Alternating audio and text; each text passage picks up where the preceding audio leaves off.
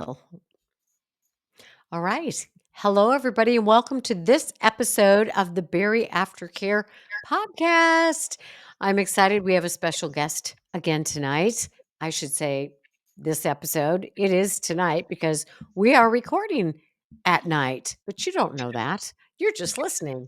Anyway, the topic for this week is self discovery after surgery, Sandra's story.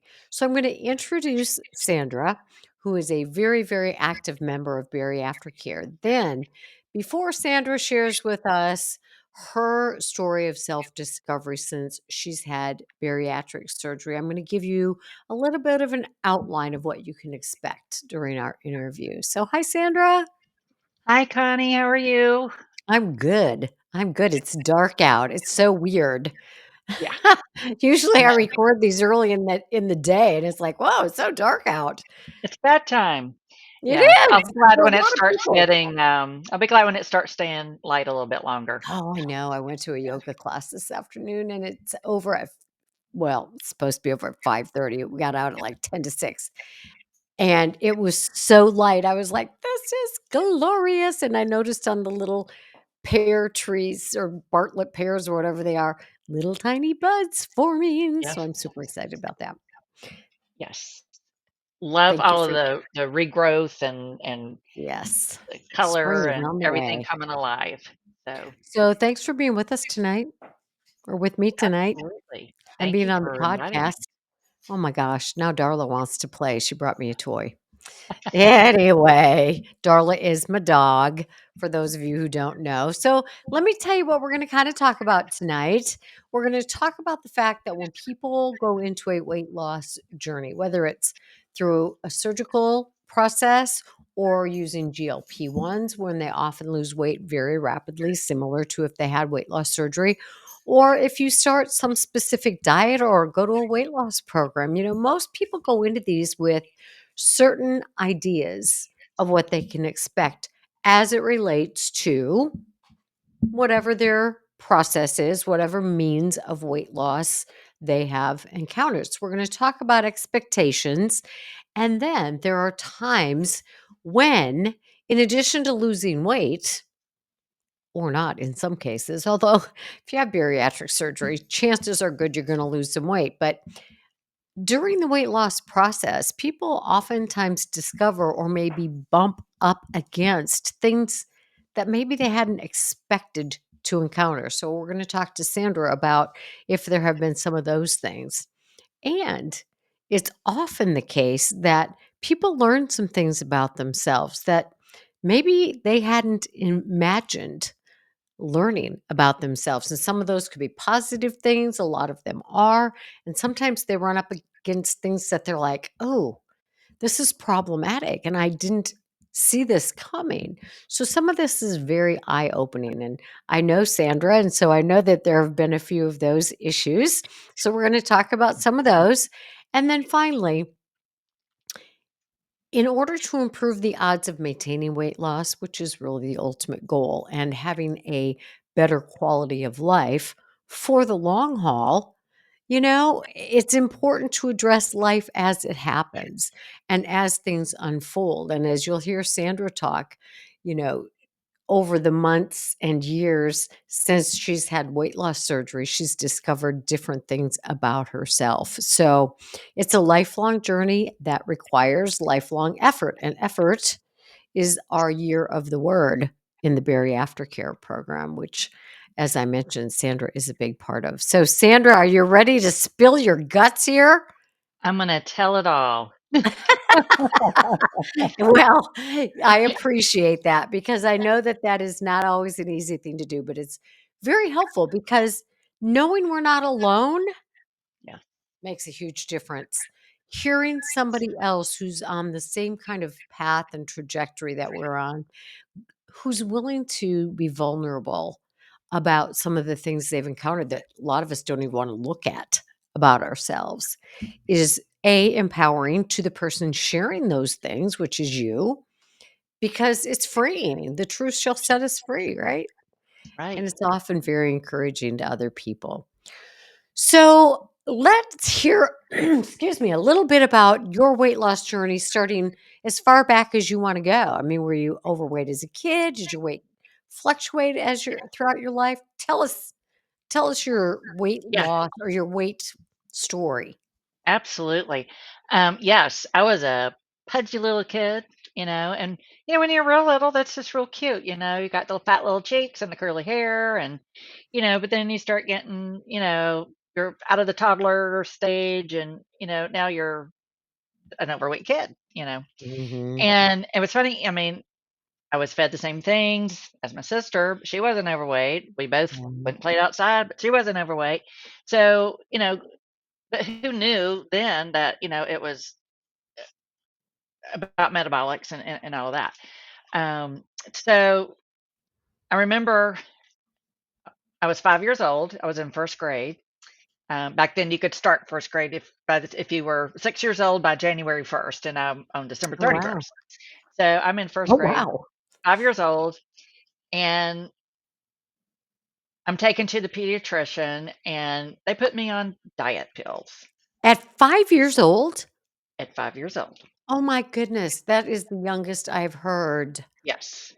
Put Like, me on like 1,000 calories a day. oh my gosh. Yeah. And what was your understanding at 5 years old of what the heck was going on?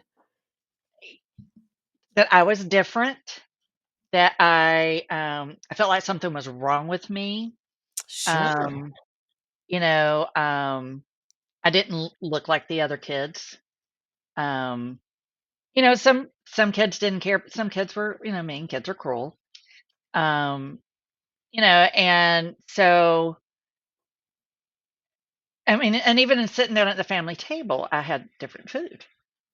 Oh my goodness. Yeah. So so you're sitting down to family dinner, you and your sister and your mom and dad, if I'm correct, Yep. right? And they're Right. all eating one thing and you're eating another? Yes. And, back then, and I'm trying to throw my mother under the bus, but I mean, she didn't know. Right. Back then, you think, okay, you're on a diet, you have fish or chicken, baked chicken or baked fish. Well, I was a little kid, I wouldn't eat it. I wouldn't eat the fish. So I had a piece of baked chicken almost every night Well, and some and broccoli. we gotta give your mom some credit. She took you to the doctor and she was doing what the doctor said, right? She wasn't just Right. ignoring, Right. she was concerned. So she did what she knew to do and she Right. followed what the doctor told her to do, even though now we're Exactly. like, "What?" Yeah. I fought the doctor, you know, um, because I can't tell you that she took me to the doctor and said, Oh, "She's overweight, do something." I may have already been there anyway, maybe for I my gotcha. vaccinations or something, who knows? Sure. But, and then, like, treats were bought for, like, my sister and, Oh my dad gosh. and everybody, so I couldn't come home and have a cookie or whatever when I got home from school. I had carrot sticks. So, Wow. Did that go this on all through all of your elementary school years, or what was the deal? no, that's how that was started, and of course it failed. I did Did not you stick lose to weight it. on those diet pills? I lost weight, but then, after a while, you're like, "I want something to eat." You're hungry, you're a kid, you're out riding a bike, Yes. you're running, you're playing, you're hungry, and your friends are eating stuff, so you're at your friend's house, and they're like, "Hey, you want a Snickers bar?" "Sure." Yeah. So, after a while, it failed, Mhm. and, I remember I couldn't really tell you exactly what age, but still in elementary school, they came out with Slim Fast, but it was just a powder that you mixed with milk, Oh, wow. and let me tell you, it was gross. Just sounds But gross. it was gross. It had chocolate vanilla, that was it. And then my mother would try to get different flavored oils to, make it a little more interesting for me. It didn't help. But anyway, that was lots of times like, my breakfast. Wow. And then they came out with the first Dr. Atkins while I was in elementary school. Wow. And of course, my mom bought the book. And I think her and my dad were doing that too for a while. And I hated cheese and I hated eggs. Oh, jeez. Well, that was two of the big things. that you had on that diet. Were your parents overweight? My dad. My mother was later. She's very small frame, so even when she's overweight, you don't really think of her as like a big person. Okay. Um, but she was later, like whenever I was a little bit older, maybe into high school, she had gained weight, and would be considered overweight then. My dad, he was a jock football player in high school, um, always a big eater, strong as he could be. I mean, he could pick the front end of a car up off the ground. I mean, just super strong. And then, you're not as active because he was somewhat active in his work. Um, it's not like when you're playing football and all that. Right. So, yeah, he would gain weight. And as a matter of fact, I remember him going to a doctor. And at the time, they would, you know, give you diet pills. It was speed. And I Yes. remember my dad became very ill. Oh, he was Um, on those? yeah, he didn't know it was speed. Oh. Um, but yeah, the doctor told him it was a diet pill. So that was probably late 60s, early 70s, Mhm. probably around the time I was on 'em. And I don't know what the pediatrician gave me. I don't know what it was. Right, right. I'm sure not. Yeah, but but that put in my mind right off the bat, early on, Yeah. you're overweight. You can't eat like everybody else. You don't look like everybody else. There's a problem here, you know, and and that just stayed in my head my entire life. Were your Um, parents or your sister, were they critical of that, or was it just sometimes, sometimes, there would be a lot of times like at the bus stop, the other kids were picking on me, and my sister would join in. I mean, peer pressure, you know, oh, and but then, you know, and I remember I would come home crying sometimes. My feelings were hurt, sure.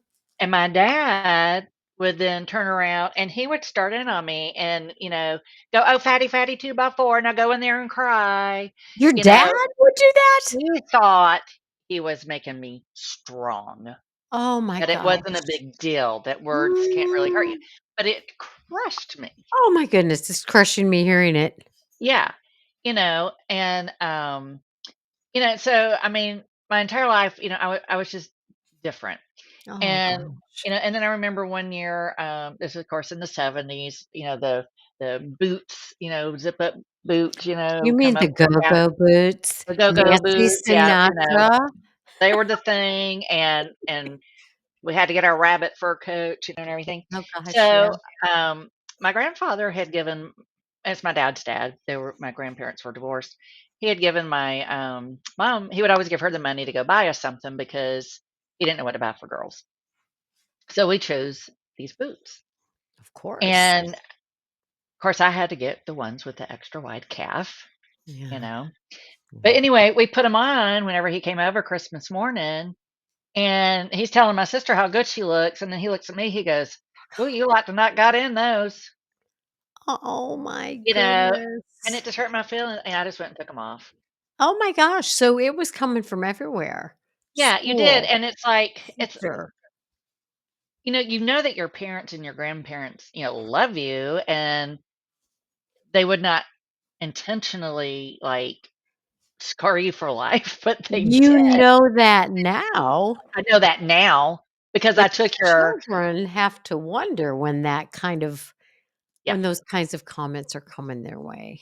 Yeah, and, there was an incident, I remember I was in the 5th grade, and, I would get home from school before my sister because she went to junior high. We had junior high then and not middle school, and, so I would get home first, and I wanted a peanut butter and jelly sandwich, and I was on one of these strict diets.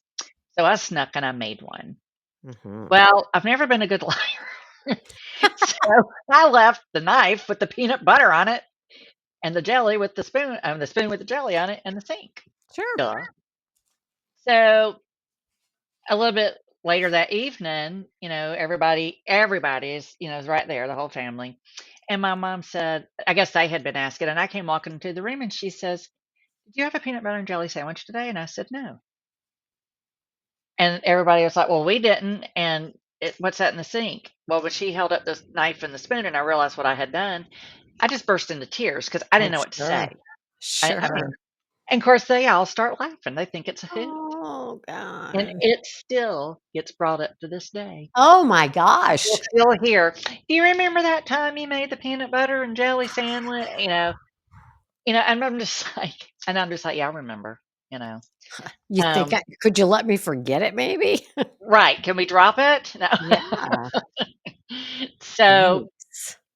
it's just, just little things that, I mean, like that, they add up and yeah, and like you said, now I know no one was intentionally trying to hurt my feelings, Right.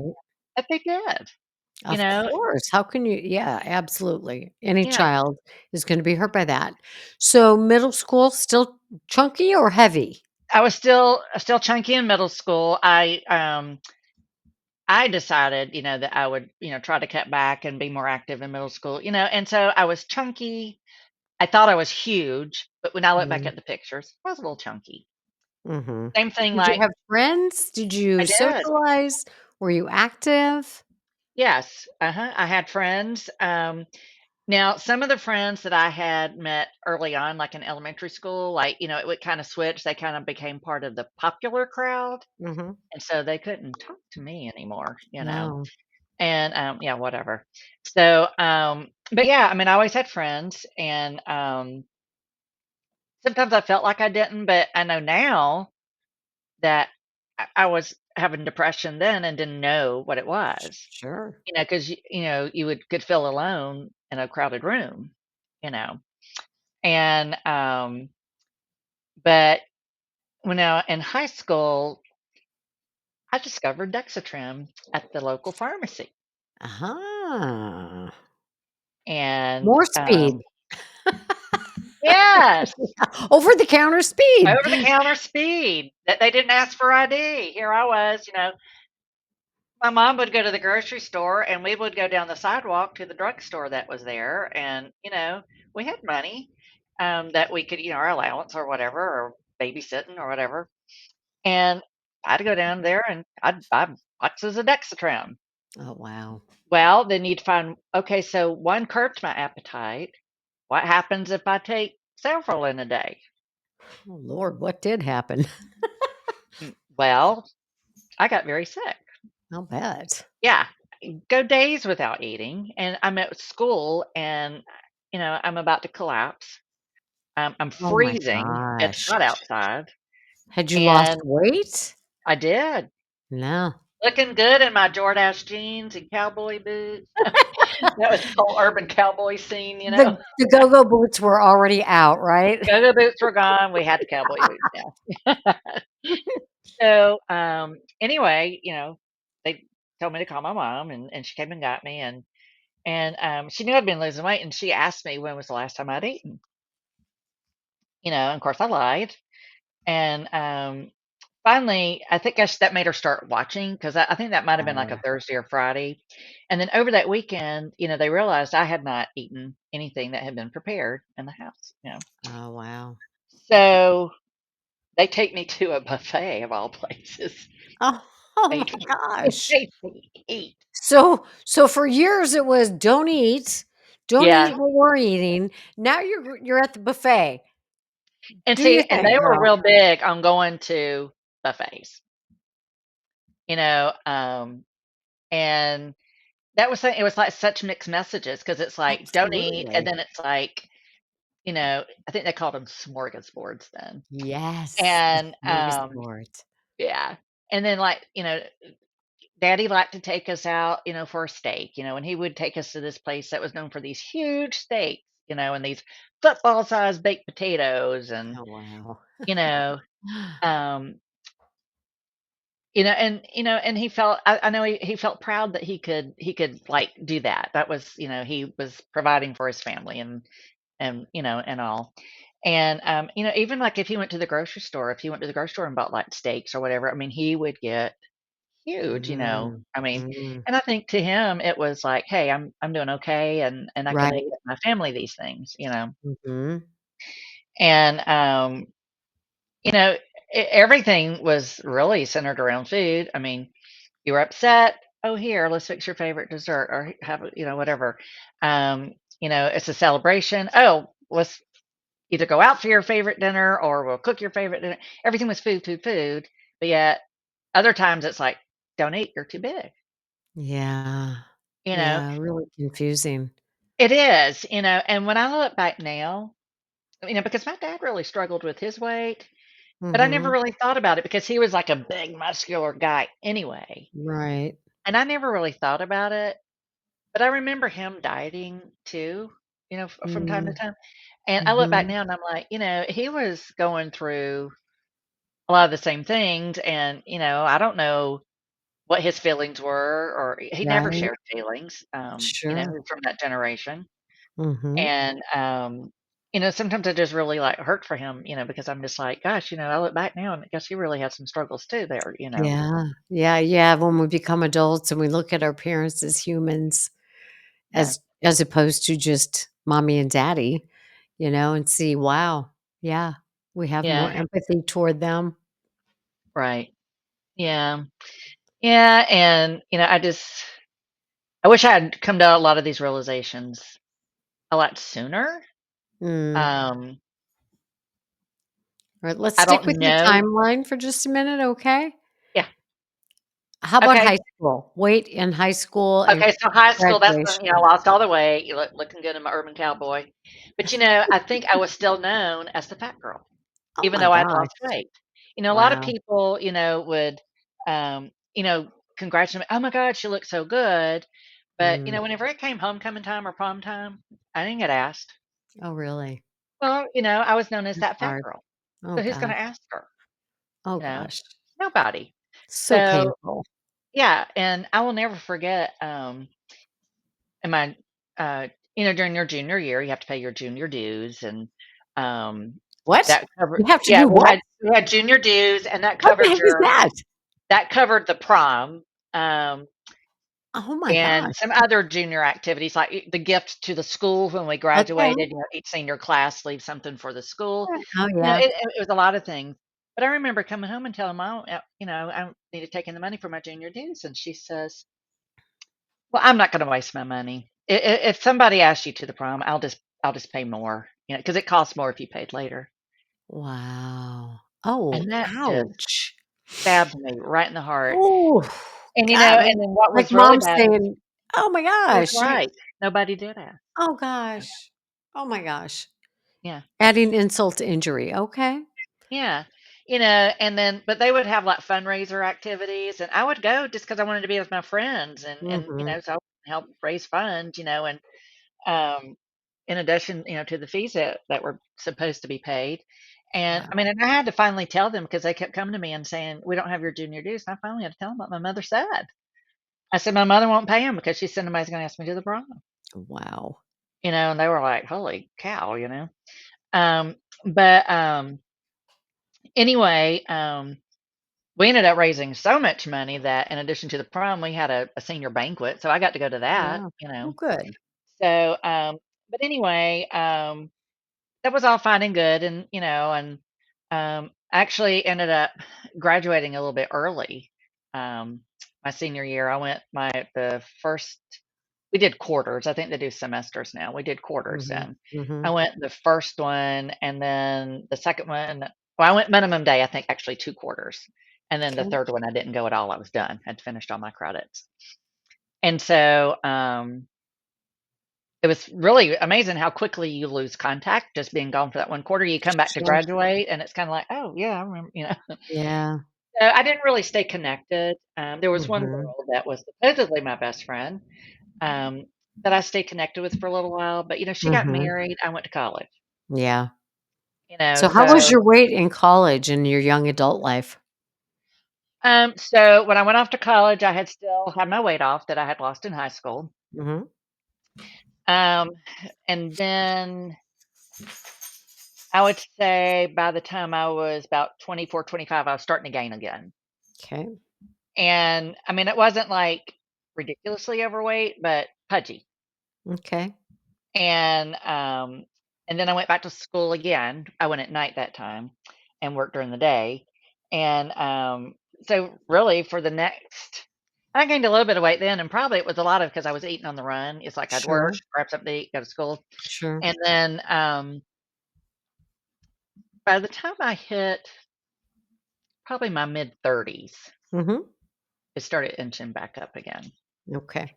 Yeah, and I look back and I'm like, up until then, even in my late 20s, early 30s, I thought I was really, really fat. Mm, But I look back and could I lose some weight? Yeah, but I wasn't that huge. But you go to the doctor and they're like, you need to lose weight, and it's like, yeah.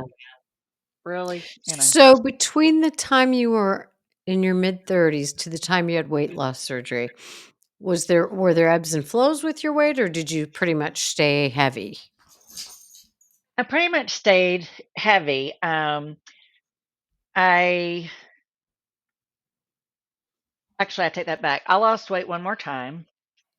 Um, probably when I was about 38 or 39.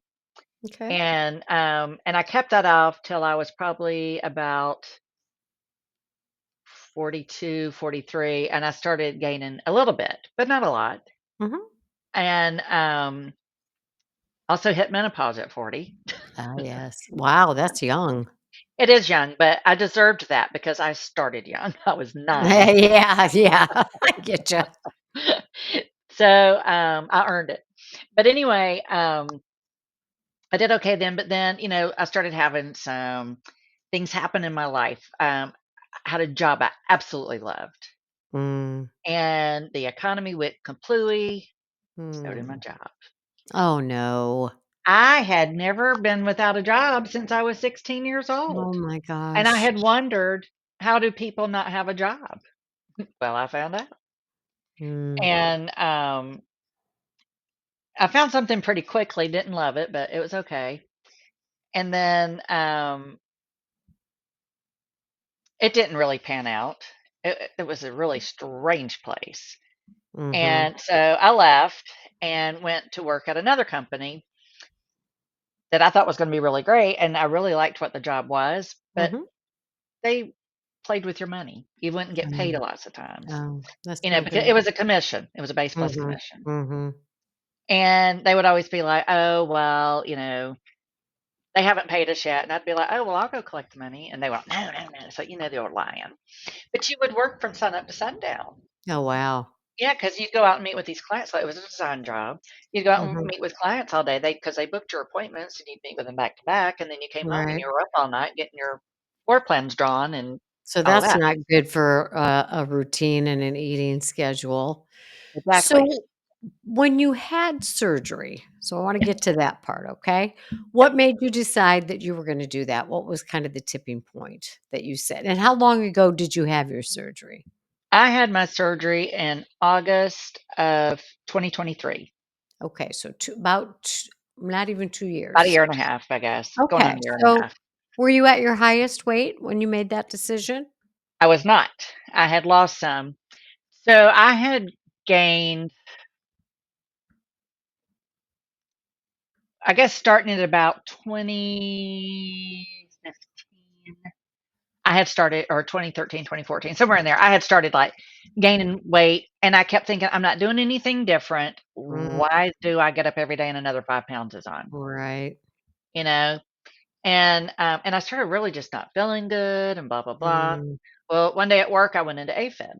mm, I'd never been in AFib before. I thought I was having a heart attack. okay. So, they took me to the emergency room. I was stuck in AFib. I had a cardioversion, and I'm still not feeling good. And then finally, I went and they had done my blood work for the 100th time. They said, "Oh, your thyroid is burning out." Okay. So, your thyroid, you can have that Right, tested every day and it'll be something different, right.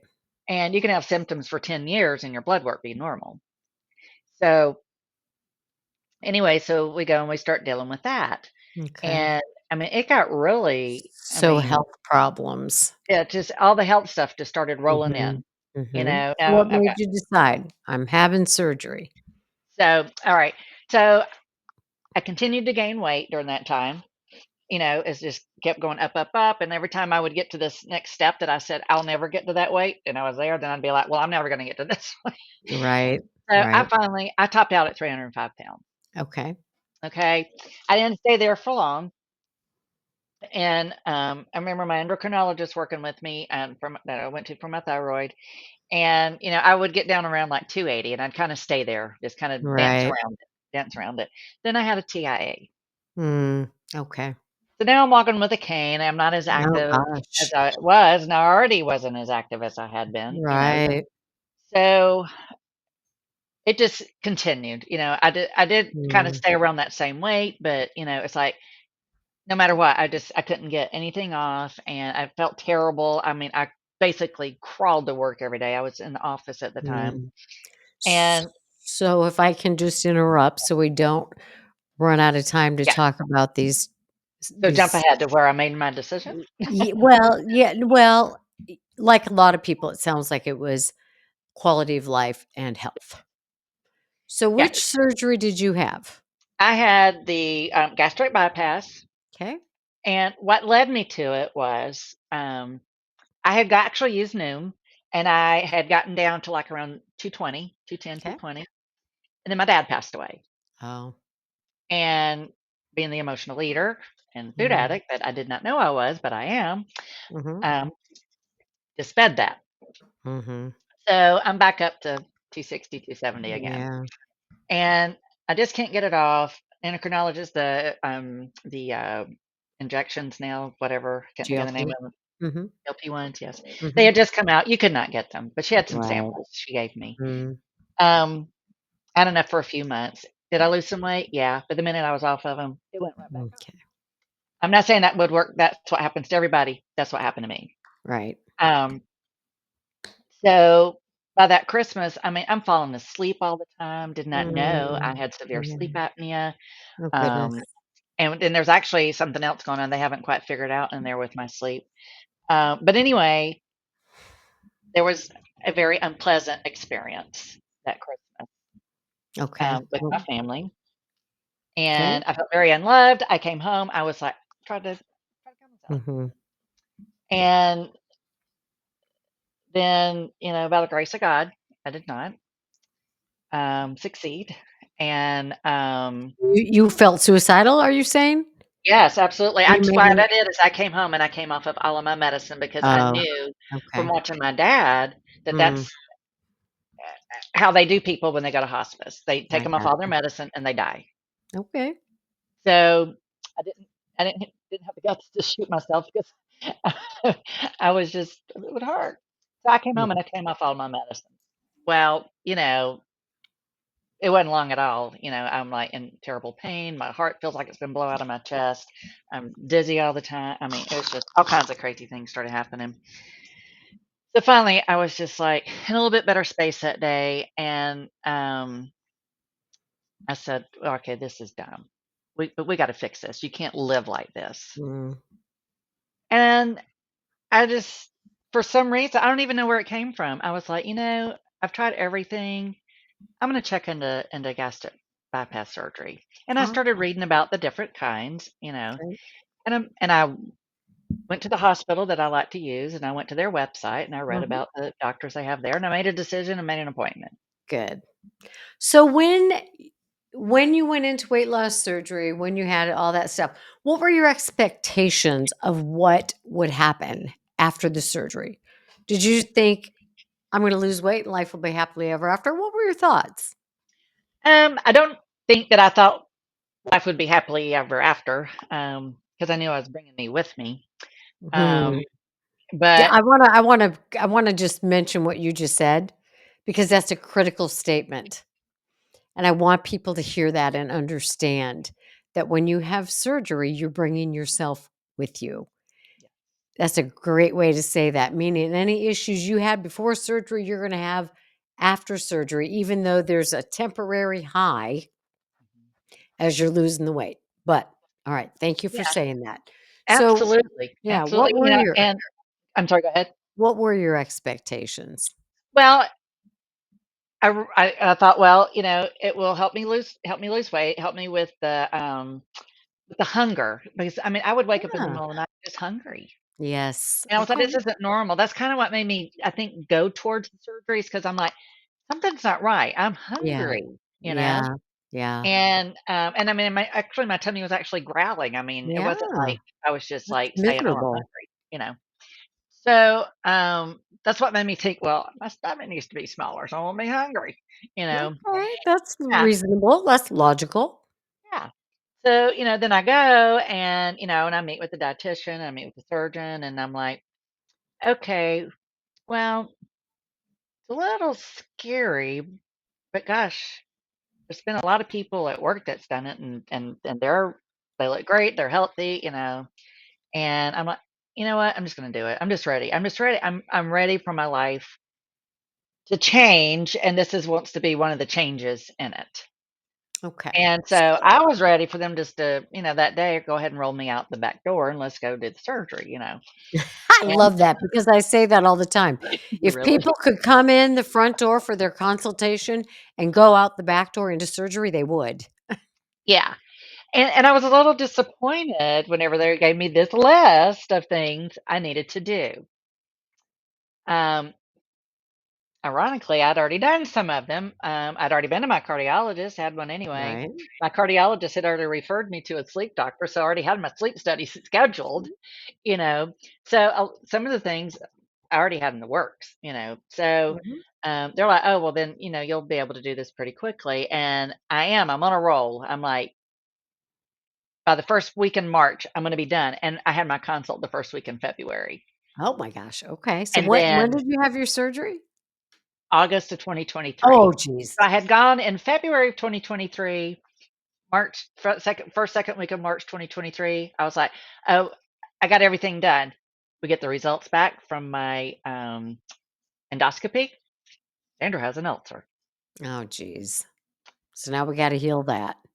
Yes. So one of the expectations was I'm gonna have this surgery quickly, and that didn't happen. So let's jump to you had the surgery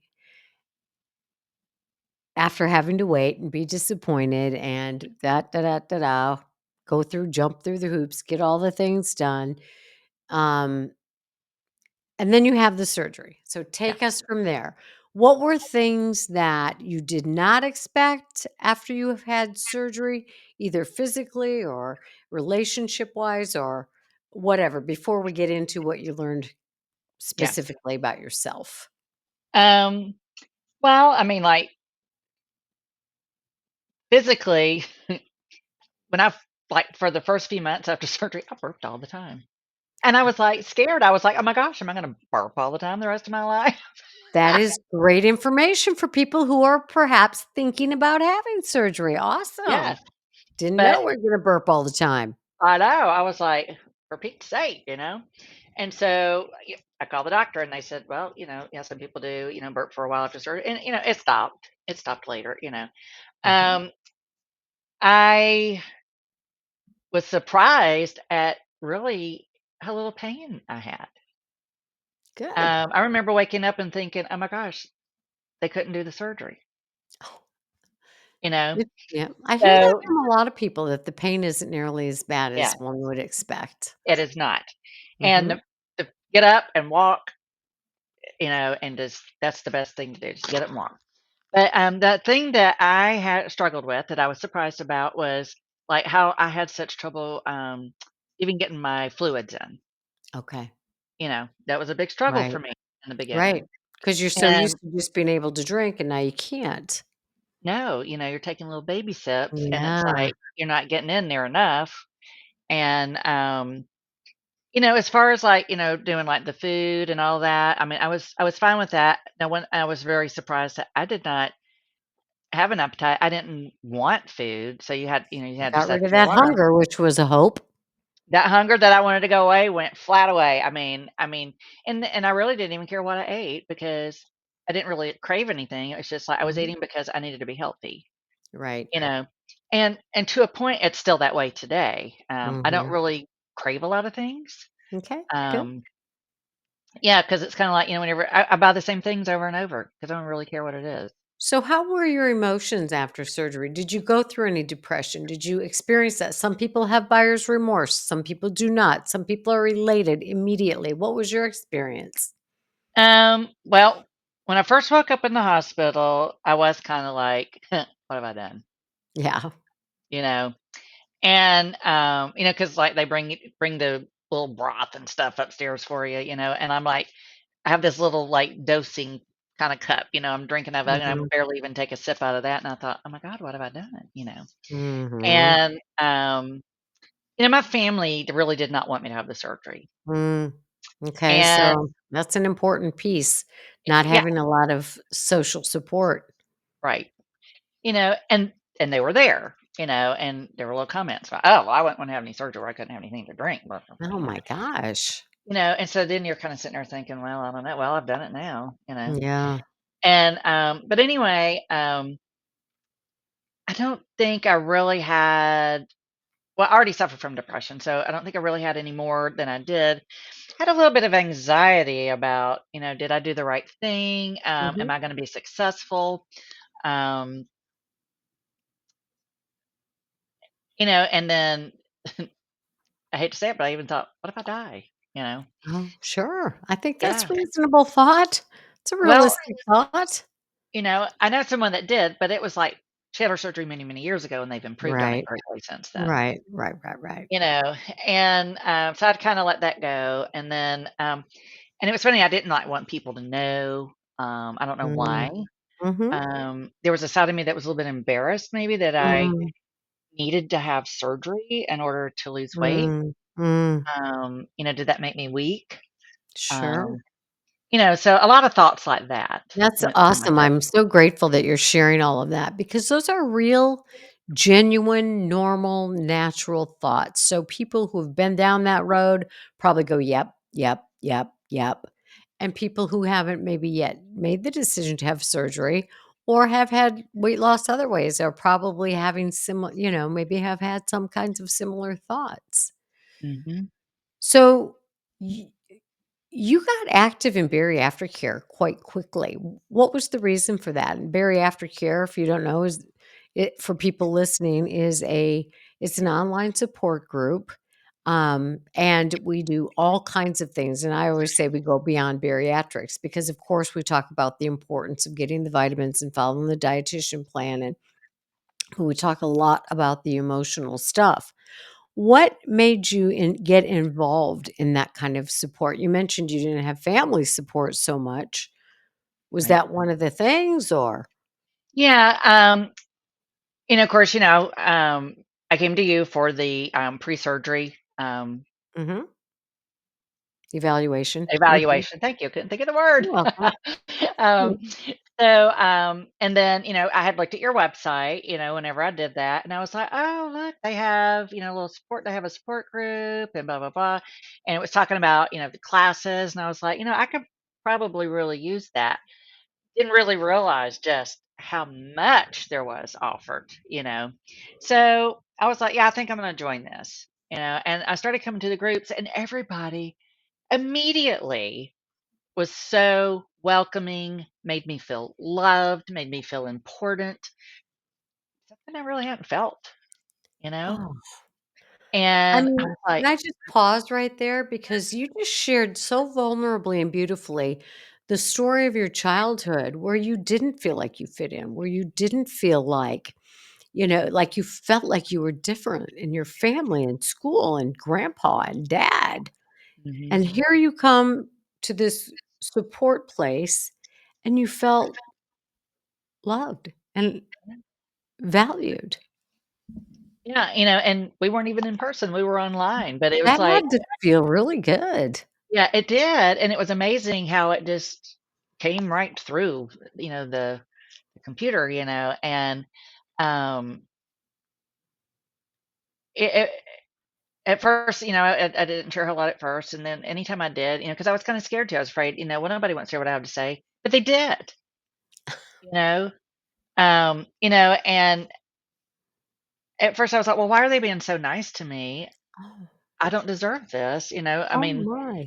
nobody's ever nice to me, And, and then it's almost like, it was like a split second, I, like, came distrusting because, like, in the past, lots of times whenever people have been nice to me or try to get close to me, um, I get stabbed in the back or used somehow, and I have to say I allowed Sure. it, but I didn't know.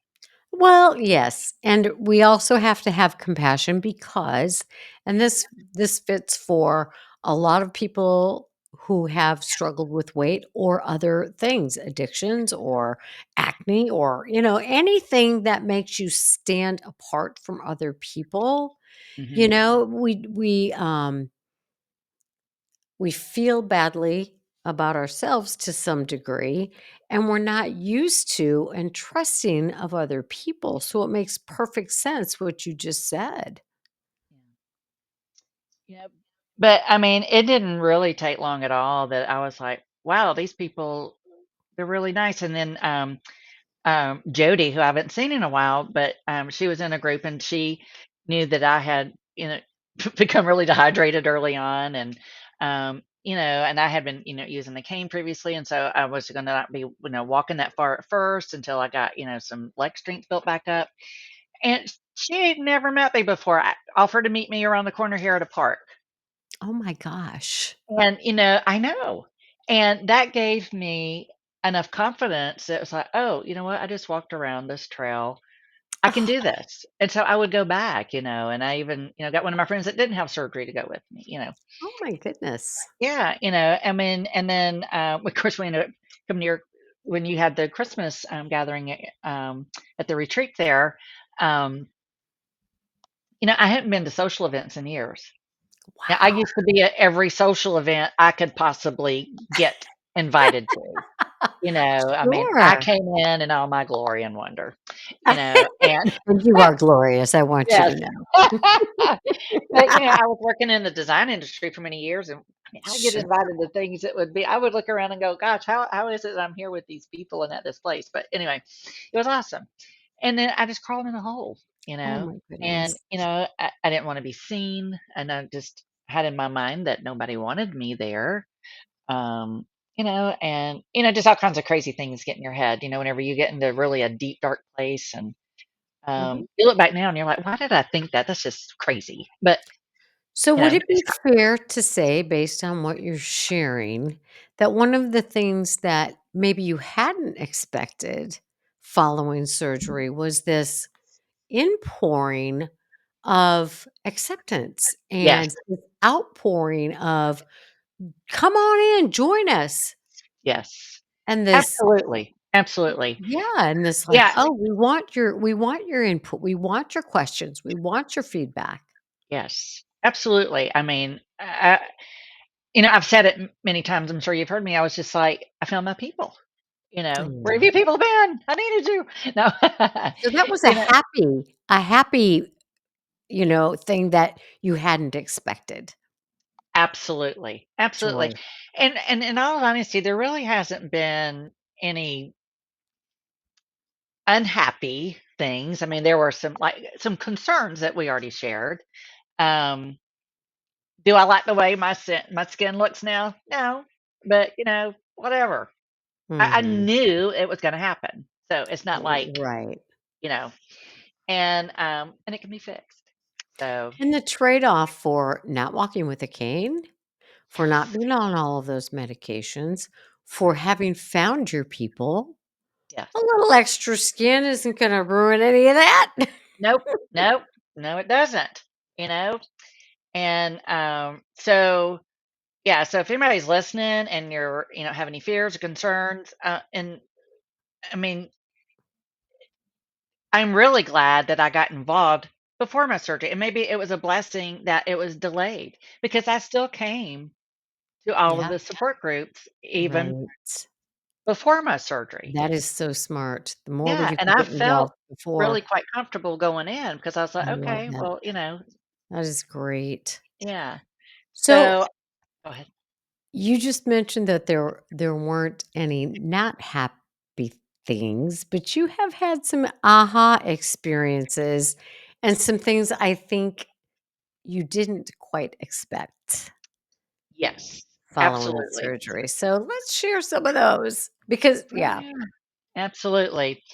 Um, well, I mean, I always tease that, whenever I got upset, I wanna crunch and I would get, like, chips or whatever. Um, I never really connected to say I'm an emotional eater. Ah, Um, and I certainly never thought I was an addict, you know? And I came to the emotional eating and food addiction class, and I'm sitting there, and you're talking about, you know, I want what I want when I want it. I'm getting involved in things that are outside my moral compass. Um, trading, the food wasn't just you were eating it. I mean, it was like you had to have it, and you did whatever you had to do to get it. And I remember, going out in the middle of the night, I would decide I got to have a donut right now. And I'm Wow. sitting at the Dunkin' Donut right before they close, Mhm. Mhm. and just all kinds of things I think back on. And then, um, and then you talked about like trading one addiction for another, and we talked, about like outside the moral compass, and shopping, and things like that. And I'm sitting there thinking, oh my gosh, that's me, and I'm not going to say it here, but I blurted out something, at the class. I was there. I was You were there. there. I And recall. that had really been bothering me that I was doing, Yes. wondering So you were why. behaving against your own moral compass. Yes. And I just went, "Oh my god," I blah, blah, blah," and everybody turned around and they started laughing. They thought I was being funny. And then I realized, "Oh my gosh, I said that out loud," you know? So, Yeah. but that's okay. That's okay, because everybody in that room was just lovely, and we were just all supported each other, and I was so glad I was with them. But, yeah, it really made me start looking at things a little bit different, and I looked back through my entire life back to when I was a child, and I'm like, I've had these addictive behaviors since I was a kid. Well, that makes sense. And let me just share a little psychological input about Yeah. that. Because when children, I mean, a lot of addiction experts, and I consider myself an addiction expert because I've worked in this field for 30 years. I've gone to training after training. I can't tell you how many hours of training I've had in addiction studies. But children who are going through difficult times don't have the adult capabilities to say, I need a healthy coping skill. They don't have that, and they don't have usually the models to teach, they don't have people to teach them. This is a healthy coping, blah, blah, blah. So children are going to find a way to survive. And so when you say I had these addictive tendencies way back when, it was your survival mechanism. It's how you dealt with not feeling like you fit in, being teased by peers, being, on diet pills at the age of 5, having family, friends, grandparents, parents, schoolmates, known as the fat girl. You got to have a way to deal with the intensity of those emotions. And so most addiction has its roots in shame. Shame defined by there's something wrong with me. I'm different. I don't fit in. I don't belong. So it doesn't surprise me when you say, when I look back, I had addictive tendencies since I was a child because it was how you survived. So that's where we have to have compassion for ourselves and realize that, like the disease of addiction, the disease of obesity is something that's there. You didn't cause it, you were reacting to life. But as an adult, you have to decide, am I going to treat it or am I not? And one of the things, Sandra, I want to point out about you is that even before you had the surgery, you were putting forth the effort. You were learning. You were participating in support group. You were trying to find out all that you could. You were asking questions. You were so willing to be honest, and that is a remarkable thing. So when you are talking about your addictive tendencies, go ahead. And did you trade addictions after surgery? Share all whatever you want. I certainly did. Um, well, even, I even used my recovering from the surgery as an excuse, to be on Amazon. Oh, I'm gonna need this and I'm gonna need that. And, I need a new, Ninja fryer. I need a new Ninja blender, I mean, and I'm just ordering all this stuff, and, "Oh, I gotta have some clothes. All my panties are too big. I got new panties, and my bras are too big," everything, and I mean, the Amazon guy probably thought, "Dear Lord, what is she, buying and where's she putting it all?" You know, and and, I mean, but your shoes get too big, everything gets too big, Well, those are reasonable things to Those have are to reasonable, but exchange. you know what? You don't need to order 30 pair of underwear. There you go. So Just you were because it just was because Jockey was having a excessive, sale. Yeah. Yeah, I was just being ridiculous. I was just being ridiculous. "Oh, I and like it that made one. you I like that." feel good for It did. moments. I was getting new stuff, and it was Mhm. small, and it fit me, you know? Yeah. Yes. And, yeah, and I would use an excuse like getting all this stuff, like, "Oh, well, this is gonna help me on my journey, blah, blah, blah." Some of it is, some of it I could have done otherwise. Because you went outside these are the things I'm gonna need for surgery, Yes. right? I did. Yeah. Yeah, I mean, Gardening, yes, I was gonna say, and as I lost weight, I always loved working in the yard, and I couldn't, well, then I discovered, "Oh, guess what? I can get myself on this ground, and I can dig in the dirt and blah, blah, blah." which is So it's just awesome. yes, it was, but then being my addict self, I spent thousands at the flower nursery. Yep. Every time I left the house, I went straight there. It's 5 minutes from me. Oh, It's an wow. independent nursery. They have fabulous plants, yard art, all this stuff. The guy loved when he saw me pull in, the owner, he'd be coming across the light, waving at me, you know? Oh, I'll bet. He was telling them, "You get her whatever she needs," Yeah, I'll bet he did. And I would go and I would load that Tahoe up. I mean, lay the seats down. I mean, it would just be packed, you know? Mm. Even stuff in the front seat sometimes, I mean, it was just crazy. And it doesn't seem like a horrible thing, right, initially? Right, You're buying panties, but like you said, "No, I didn't buy 5 pairs of panties, I bought 30 pairs of panties." You're buying right. yard things because you are enjoying and gardening is a beautiful, healthy coping skill, except you went overboard and overboard and beyond overboard, right? Yes, So yes. how did it click to you that, "Oh my goodness, this is a problem?" Well, I had, um, some other things, that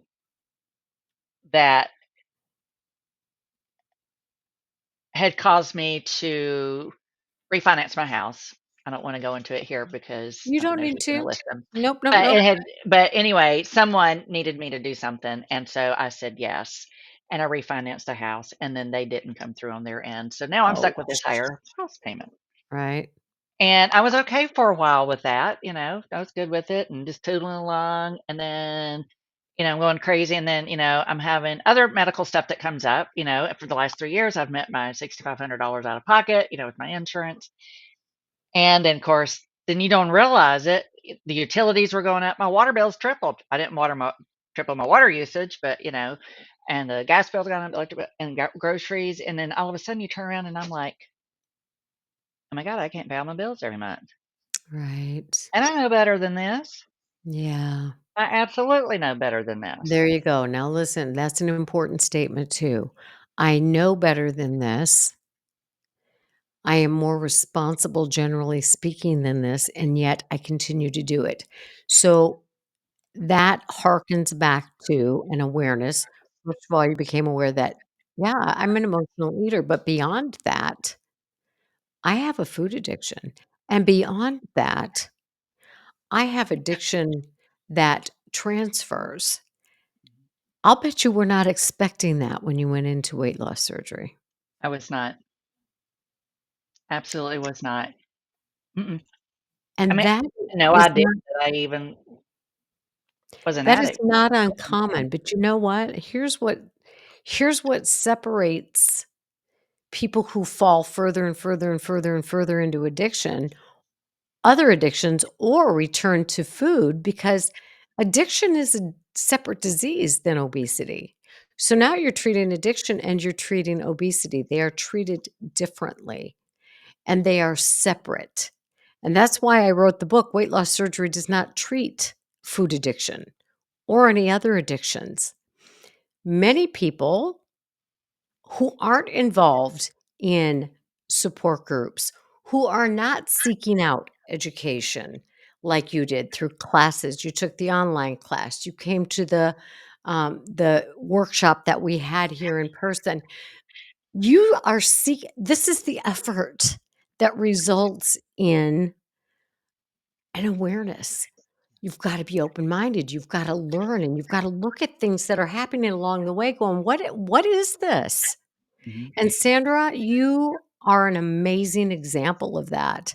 Thank you. And I appreciate your willingness to share these things with people because it's happening to a lot of people.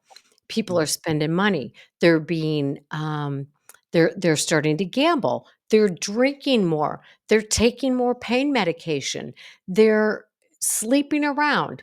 They are engaging in behaviors that do not fit with who they want to be and they don't understand it.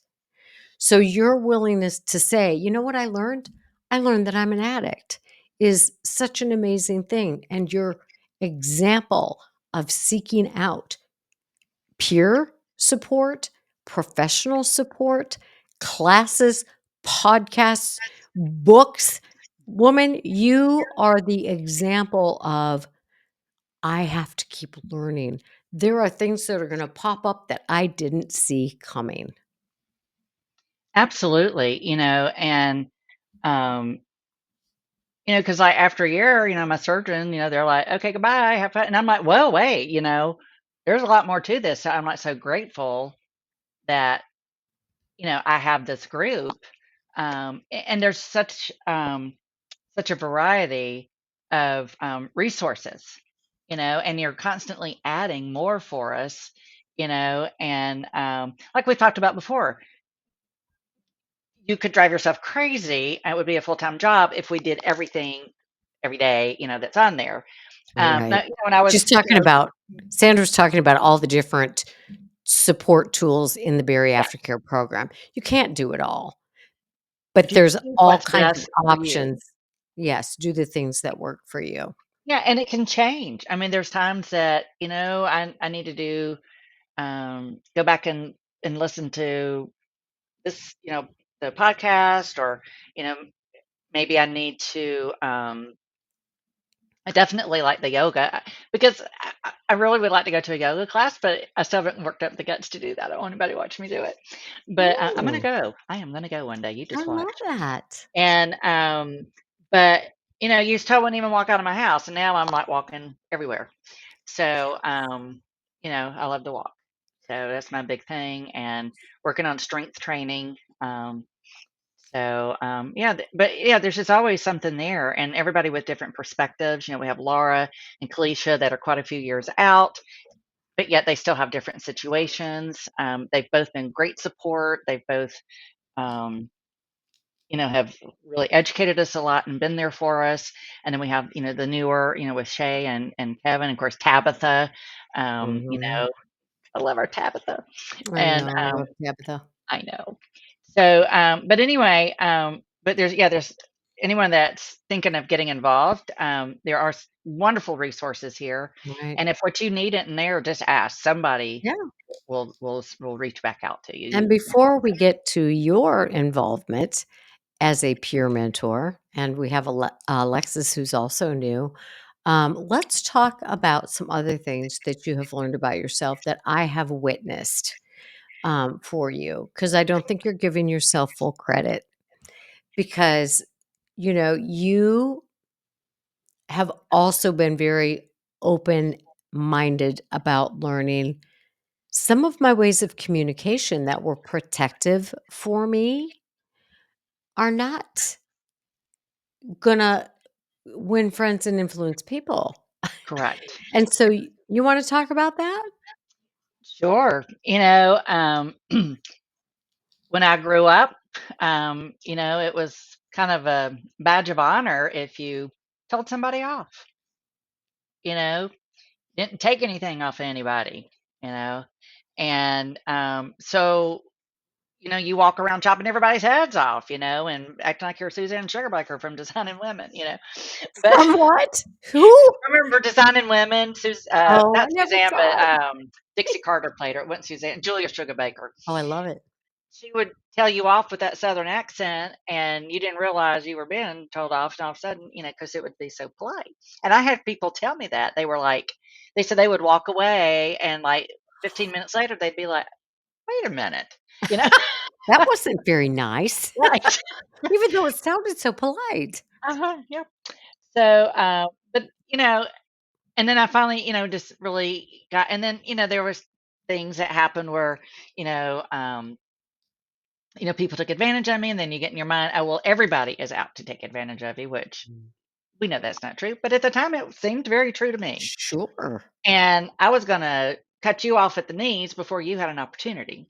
Protection, right. Absolutely, absolutely, and, so I started realizing I had really kinda started a while back, trying to be, more understanding and empathetic, um, but then it really hit me. I got injured last year, end of last year, and in tons of pain. And I go to the doctor, and the lady at the front desk said something I didn't like. Well, I let her have it. And then I went and sat down, and then I didn't feel good. It's like, God, I hate coming in here and blah, blah. So I go back and I see the doctor, and everybody's really nice, blah, blah, blah. And sitting there and I'm thinking, you know what? I felt just awful for getting that angry and for saying that. And she's got to feel just awful that someone spoke to her like that. And so, I went back out front, and I told her, I said, "Look, I had no right to speak to you that way." Oh, I love you. You know, and I said, "I apologize, just know that you did not do anything to deserve it. It was all me, and I apologize." That is such growth as a human being. And that's what I love about BariAftercare. We talk about communication. We talk about treating other people. We talk about how you feel and how at one point in time that was a protective mechanism, but it's Mhm, not serving you well today. And what could you do differently so you feel better about you? It's mhm. just healing from the inside out. And I cannot tell you what an example you are to so many people. Sandra, you're so open minded. You're so open to feedback. You're so open to learning. And it's so fun to watch you grow and just blossom and let this amazingness that has always been within you not be clouded and covered by this thought that something's not right with me, that I don't belong, that I don't fit in, that I'm different. It's just a beautiful thing. And I want to thank you for your vulnerability in the group and through this podcast episode to share these things because it's hard. It's hard to open up and say, God, I did this and I'm not proud of it. And I have some things to learn. But you know what? Everybody in the aftercare and myself included, I think it's by showing our humanness and showing our growth. It's like I'm forever talking about, oh my God, my poor husband back in the day, right? Right. To and not liking myself and learning the same kinds of things I hear you talking about and sharing and learning to change your thoughts. No, not everybody's out to get me. It felt like it at the time, but Mhm. learning to change our thoughts so we don't feel so victimized by life because Yes. you were as a child, but you are not as an adult. So I think there's so much you have learned about yourself in this short amount of time because you were open to it. Yeah, and, I figure, you're gonna have this surgery, let's do it right. Let's learn everything. Let's, learn to eat properly and exercise properly and, get our mind right because so much of it is in our mind. And, and like you talk about communication, it's like, not just not chopping people's heads off, but like changing my thoughts of like, not saying I can't win or just say, well, I haven't figured out the solution to that yet instead of I can't win. Mhm. I'm still I working on the love that. solution, you know, I love that. or instead of saying I'm stuck, I choose to, Mhm. you know, and it really it makes a difference, and I'll be honest with you, with with my spending spree, mm, if I'd done this a few years ago, I would probably be just crying all the time and, "Oh, woe is me," and blah, blah, blah. But now I'm like, "Okay, I messed up. What are we gonna do to Love it. fix it?" Love it. A can-do attitude. Yeah. Absolutely. So, I wanna give a shout out to Beltline Bariatrics because that's where you went, and they, like a handful of other programs, North Carolina Bariatric Institute, there's a program in Louisiana, there's a program in New Zealand. These programs pay for all of their patients to participate in the BariAftercare program, which is remarkable, and I'm telling you, if more programs throughout the country would be willing to do that, it would make a big difference in long-term outcomes because patients have it's not a year later, see you bye. It's, "Here, we want you to have long-term support." We can't provide that, and they shouldn't have to provide that, but we will provide you access to that. So I am so overjoyed by the programs who are willing to commit to their patients and provide bariatric care for all of their patients. What a gift. Now, Sandra, because you have been so involved and because you are so curious and you're so wanting to help others and you're helping yourself in so many ways, let's talk about how you have become a peer mentor in the bariatric care program. Well, we took my new favorite activity, which is walking Mhm. and talking, 2 of my favorite activities. Yes, as evidenced by the fact that we are well over an hour, so, Oh, wow. you guys Okay. can go ahead and listen to this in segments.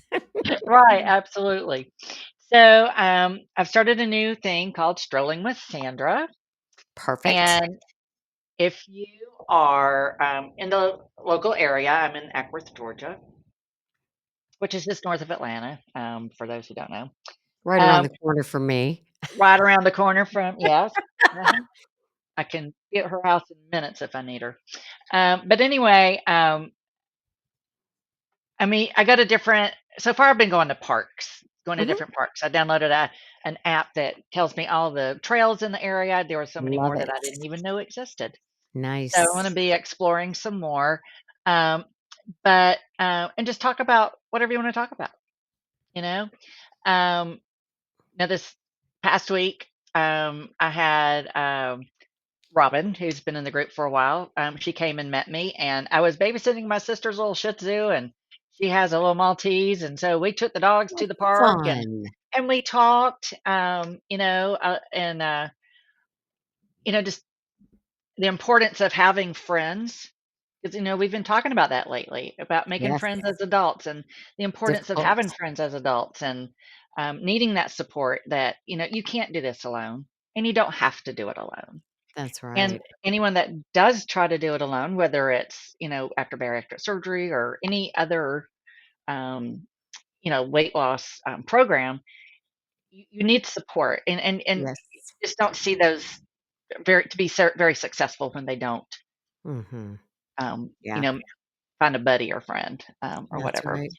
right. But anyway, you can also join me online and talk about whatever you want. And I usually So have a subject in mind.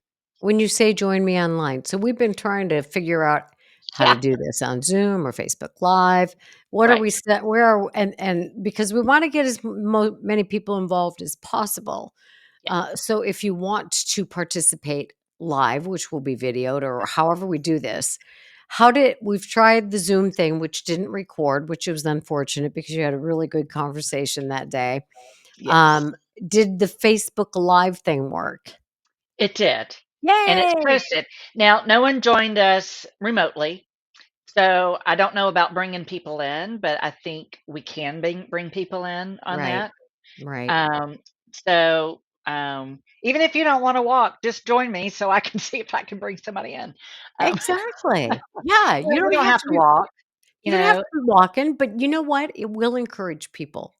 to Yeah. take those first steps. Yeah. So whether you're out there walking with Sandra while Sandra's strolling or not, feel free to join in, participate in the conversation because she's having some amazing conversations with people. Yeah. I mean, we talked about, getting started. I mean, when I first started, I mean, I have about probably my driveway is probably, I don't know, maybe 50 feet. I did good to go down the end of the driveway and back, and then I live in a cul-de-sac, so I'd go down the driveway, maybe circle the cul-de-sac and come back up. So we just talked about all kinds of things from the beginning to all different stages. And it doesn't even have to be about that. I mean, if you've got something going on in your life that you just want to talk about with somebody, we can talk about it. Absolutely. Yeah. Absolutely. And we are going to get this strolling with Sandra up and running. We're going to get people involved because it's so important. So, another opportunity to have amazing peer support. And that's going to be Saturday mornings, right? I've been mainly doing Saturday mornings. I tried it on a Sunday, trying to see like what's going to work for people. And then Right. whenever it starts being lighter a little bit longer, because I do work a full-time job as well. Right. Um, you know, but I like to walk in the evenings when I get off from work, but Absolutely. right now I can't. It's dark. No. Right. So play with it, see what works best. We will Right. continue to advertise it on the BariAftercare page. And again, if you're unable to do the walk at the same time or be live at the same time, the video will be on the BariAftercare page. And so you can comment, I heard you talking about this. It made me think of that. But I love that you volunteered to be a peer mentor and to do strolling with Sandra. So thank you so much for that and for all of your input and involvement with the Barry Aftercare program. You're really a great example of how to do post-op living in a really thorough fashion. I Peer appreciate support, that. professional support, just giving it your all. So we are way over our hour, but we could talk for hours as you and I know, but is But there we won't. anything that you were thinking about as you thought about being on the episode that you really wanted to share, but haven't had an opportunity to? Because I want you to make sure that you Um, have. no, I think we really covered it. I just kind of my big thing, and it comes from the 12 steps. Is um, part of the healing process is helping others. You know, Ah, so anyone that whatever level you are, there's always someone that's newer behind you. Um, just reach out. I mean, if somebody says, "Hey, I'm going to have surgery. I'm scared," let them know what your fears were. How you over some ways you overcame them. So I mean, we're all here for each other. We're here to lift each other up and support each other. and in support of what you just said, I want to reiterate that when we share with other people, we are further committing ourselves to live that way. Hmm. So we learn best by educating. Yeah, So and that's what we're doing, in the 12 steps they say, sharing our experience, strength, and hope.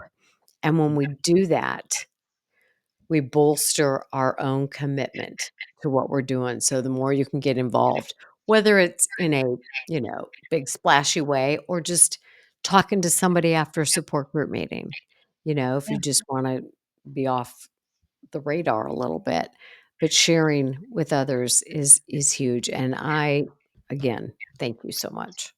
absolutely. Well, thank you for asking me. It's been a pleasure.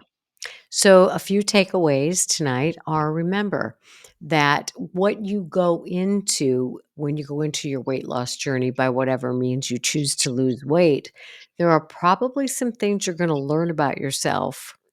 And if you pay attention to the changes, or if you're getting comments from other people, listen to them with an open mind and seek out peer support, professional support, coaching, therapists, movement specialists, whatever. Because Sandra went from walking with a cane to now hosting Strolling with Sandra. I mean, that's beautiful.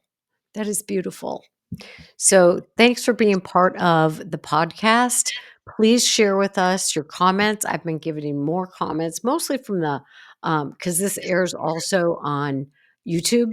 I have a YouTube channel. It's just Connie Stapleton, PhD. I get a lot of comments from there. So please feel free to share comments through whatever means because we want to know what you want more of. And, I get a lot of appreciation comments for people who are on the podcast. So, Sandra, those will be heading our way. So, thanks so much. All right, guys, share the podcast.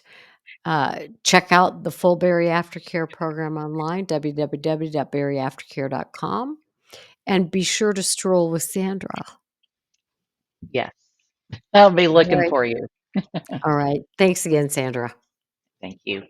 Bye.